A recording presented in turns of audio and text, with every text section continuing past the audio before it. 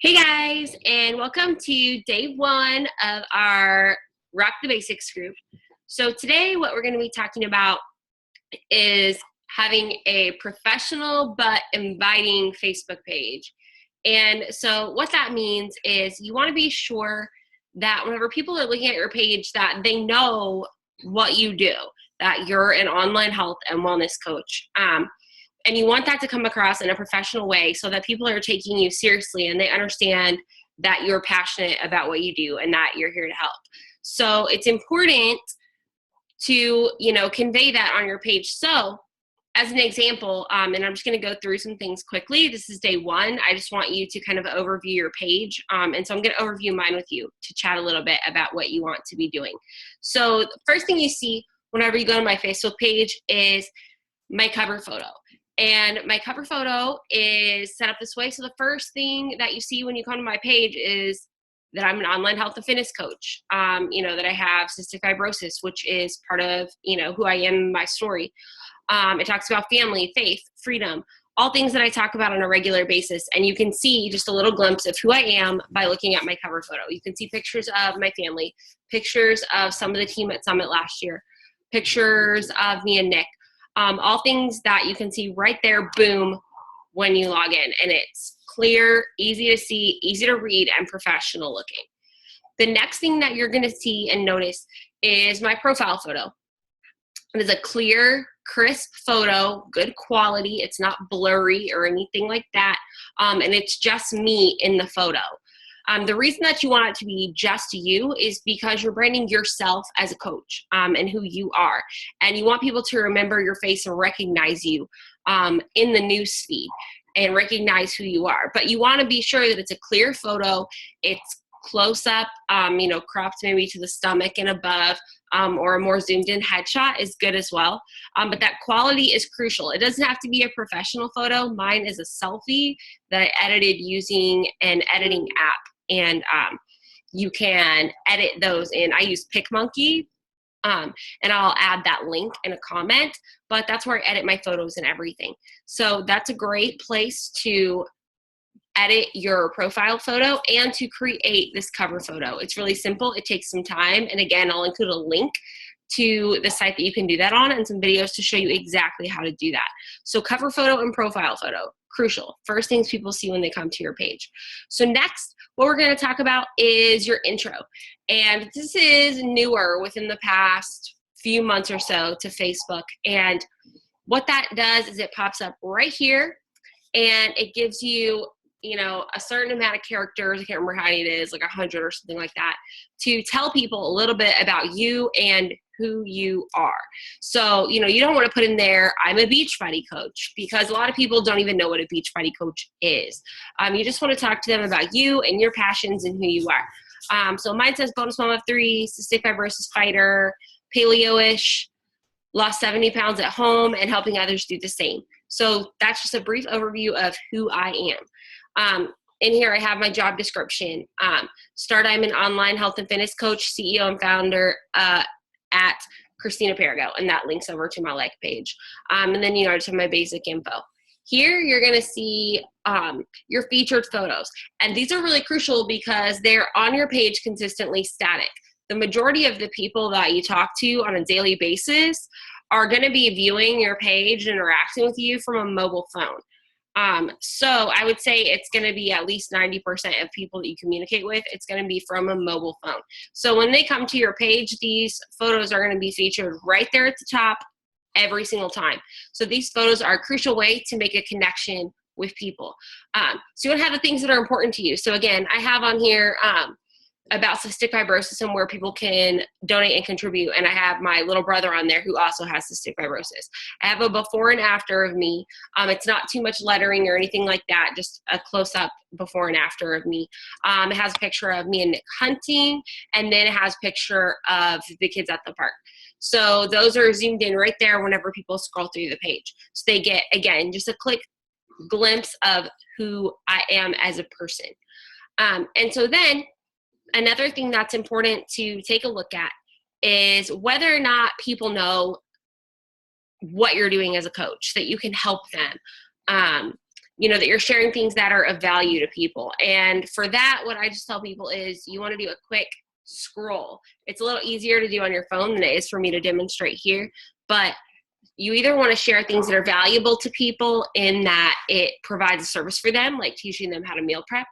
It's something that makes people laugh, something that people would share, brighten their day, something to inspire them with, your fitness journey, or you're offering them an opportunity to join your team or your next accountability group. So you just want to scroll through and be sure that what you're sharing does include those things. And if you're brand new to coaching, then you may not have these things set up, but it sets you up with an idea of where to go in your business as you are branding yourself more on social media. So you scroll through. Obviously, my most recent post, I was talking about crying and eating tacos at the same time. It has never happened. I'm on day 2 of refresh, and so I just thought that was super funny. So I've been sharing my 3-day refresh journey. You can see here I'm sharing about a fellow sister with cystic fibrosis and saving for her lung transplant, some of my struggles and successes with refresh so far, and something positive. And these are just from today. You want the majority of your photos to be you and to be your face, because again, you're connecting people with you. People don't make an emotional and personal connection with just memes and quote photos and things like that constantly. They're not going to feel connected to you. So you want to share your face and your life as much as possible. So as you scroll through, you'll see that. So next thing is to go to your photos. One of the first things that people do, and it's not something you really think about a lot, but one of the first things that people do whenever they add new people on Facebook, which you'll be doing as you're growing your network, is absolutely stalk the crap out of you on social media. That happens all the time. So you want to, again, present that professional image in your social media. So go to your photos and check out what you've got. If you've got, I've got my different albums divided up. I've got my featured photos, mobiles. I've got my trip to see Mary Lauren, Coach Summit last year, all those things. But you want to scroll through and be sure that what you're sharing on social media portrays the image that you want. If you've got, your drunk party photos from college, that's cool. If you need to keep those, save them to your computer or set it to only me, but don't put that out there for everyone to see whenever you're trying to portray a healthy image for everyone to see. Definitely share your life, but just be sure you're sharing it, in a valuable way. And then another suggestion that I'm going to accidentally post on Facebook. But another suggestion that I'm going to make to you is to go in. A lot of people don't think about this these days, but this about section here is something that we don't really use that much, but sometimes we go through. So if you go to your about section, just see what you have, listed on here under, your details about you.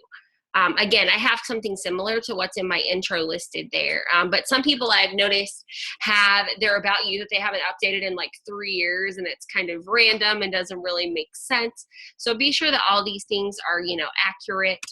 And another thing I'll suggest again is to go to your work and education and be sure that if this is something that you want to do for a career, even if you're just doing this part-time on the side, and maybe you're not looking at this to be a full-time income. You still want this to be something that people see that you're taking seriously enough that you're including it in your work. Again, I don't toss up Beachbody Coach on there not because I'm trying to be shady or sketchy, but because a lot of people don't even know what a Beachbody Coach does or what that means. So to put an online health and fitness coach or an online health and wellness coach or something of that nature explains to people a little bit more about what you actually do. So I suggest putting that up there as well. And then I just have my normal education where I went to college and all of that kind of stuff. So that's basically just a brief overview. And I want to give you a couple of ideas of other things that you could do for cover photos as well. Melanie Mitro is actually our top coach in the company for the past couple of years. So if you take a look at her page, she has something a little more simple, not quite as many photos as mine has. But again, just a photo of her family, her kids, herself. And then you see she's got the clean, clear profile photo, and she's got her intro and everything set up, her featured photos. Again, and when you scroll through, you're going to see very clear photos, a lot of photos of her. and sharing that value. And then just to give you one more idea, one of my favorite coaches is Bonnie Engel, and she has the collage photo kind of set up how I do, and her clear, crisp profile photo, brief description of who she is, and you can see all of her featured photos. Those are her elite photos. She's one of the top coaches in the company, so she has all her professional photos kind of set up.